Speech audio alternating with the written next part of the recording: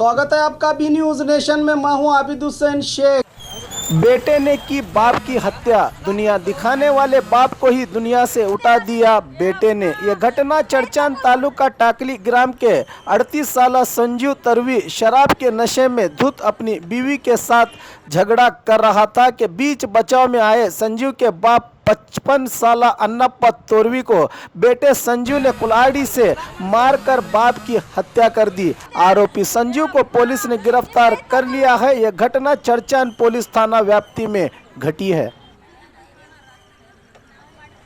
और खबरों के लिए देखते रहिए B News Nation. B News Nation के लेटेस्ट न्यूज़ों को अपने मोबाइल में देखने के लिए यूट्यूब में बी न्यूज नेशन के चैनल के सब्सक्राइब आइकॉन को दबाएं और फिर बेल आइकॉन को दबाने पर आप लेटेस्ट न्यूज़ों को देख सकते हैं।